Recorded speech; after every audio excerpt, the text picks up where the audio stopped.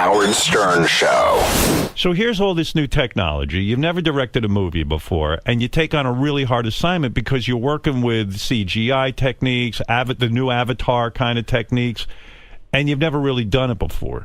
And is that because you rely on other people, or you just, I mean, what is that? I mean, that's difficult. I think there's a balance between, having a clear sense of what you want and being able to very quickly articulate that to a team of people who are waiting on you, and at the same time recognizing that, all right, each one of these people can do their jobs better than you can do their jobs, and you tell them what you want. You say, "Hey, I see Ted." Yeah, but you did something smart. So the actors could interact with Ted. Yeah, I see how I saw a clip of it. They would interact with Ted on a TV screen, and you would move your body through this device like they did on Avatar. Right. Yeah, that's very cool. So there's a connection between you and, let's say, Mark Wahlberg. Yeah, I mean, it's that, and it's interesting to me, even more so than that. What made that kind of organic back and forth work with that movie is that, with most movies where there's a CGI character, you have your actor on camera, and then you have your voice actor, who's usually a big star. It's a Bill Murray or somebody. Right.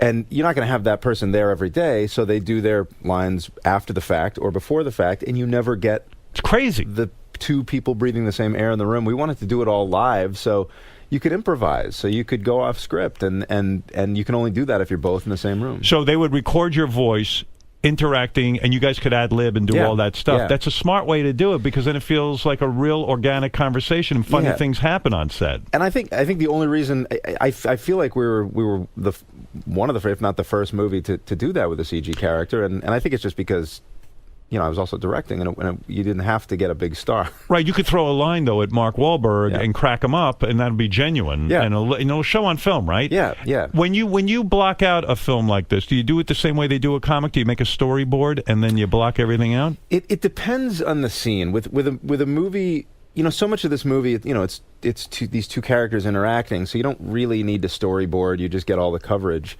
If it's a scene where in Ted 2, there's a scene where Ted's car is, he's driving the car, loses control, and that you kind of have to block out, because you have to storyboard that. You have to know exactly what's going to happen. Do you ever shoot something and then you go back when you're editing and you go, holy shit, we forgot to do a whole chunk of this. Like we screwed this up. Like there's no coverage. Yeah, I feel that did happen. It happened in this courtroom scene. We forgot to film the jury. So what do you have to do? You have to go out and then you have to go out and shoot the jury. You're like, I forgot. Exactly. And do you feel like an idiot when you forget to? Yeah, absolutely. Yeah. Isn't someone supposed to be in charge of that? Who missed that? Can't you have someone to blame? You're working like 12, 14 hours a day, and there's always going to be something that you all kind of forget collectively. How long a day? I mean, how long does it take to shoot like a Ted 2? You're probably a little easier because you've done it once already. Yeah. But how long?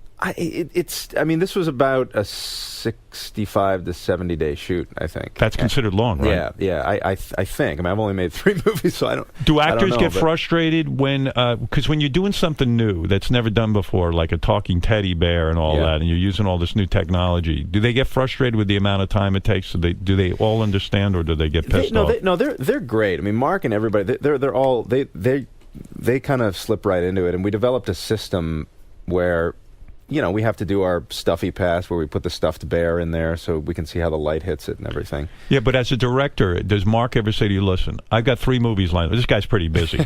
I got 3 movies lined up, so you got to get this shit done. I'll give you 3 months of my life, but you got to get it done in 3 months. He's a guy, and I think this is probably why he works so much. He's a guy who comes in every day with the attitude of an actor who is there to impress on his first job. There's no ego. He's just a guy who could do a million movies. Comes in like a beginner. And he's ready. He's anxious to please. He's like, but he's just whatever his center is, it's working for him, because it's and he's great. I mean, have you become close to him? Yeah, absolutely. When I say close, like you'll go hang. Yeah. I mean, we occasionally.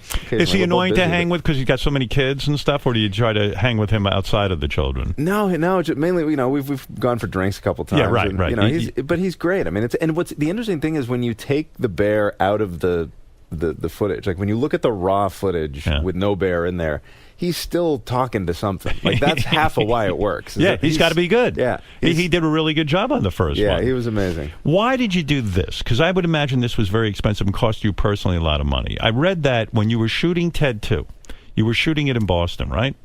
And then all of a sudden, for some reason, I don't know the reason, you decide, I don't want to shoot in Boston anymore. I want to move the entire production to L.A. Now, you can't go to the movie studio and say something like Jackie that. Gleason with the American Scene. Right. Part of it was that it was all, from there on out, it was all soundstage work. Right. And it was, that's something you can do anywhere. Right. And, I had been going, honestly, for 2.5 years, close to 3 years without a break.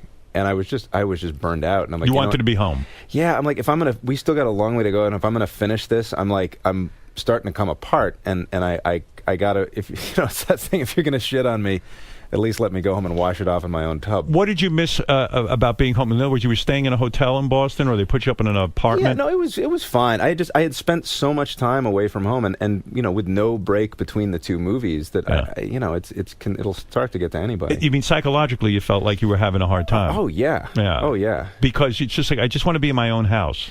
Yeah, I mean it's just I've only done this once before, where I went close to 3 years without a vacation, and put myself in the hospital. I said, I'm never going to do that again. What was wrong with you when you went to the hospital? I had the flu, and I was like still coming to work, and I just passed out in an elevator. And I was like, all right, maybe it's time to start finding some balance. And I was recognizing that approaching this time around, and I was like, I can't do that again. Did friends of yours say, hey, you better slow down? I mean, do people have to get a hold of you? Because what they probably don't realize is you're getting to realize all your dreams, all the stuff you dreamt about doing, you're getting to do. So that's why you don't slow down, and then you forget about your own health, you forget about your own physical fitness. Yeah, right? No, it can happen very easily. And I'm people who are close to me will say, hey, if you don't take care of yourself, nobody else is going to, and that kind of... Haven't you heard of those people who have passed out from exhaustion? Yes. But it didn't occur to you?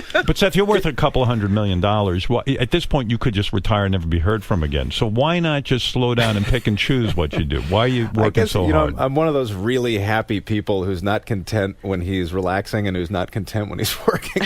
Right. Right. You get home and you finally have some free time. You're like, what can I do? Go do exactly. something. It lasts 3 days. Because how do you manage all? You got 2 TV shows, you got a film you're making, you're going out on tour, you're singing. I mean, you're doing it all. But how do you manage? Doesn't everything start to suffer after a while if you're doing too much?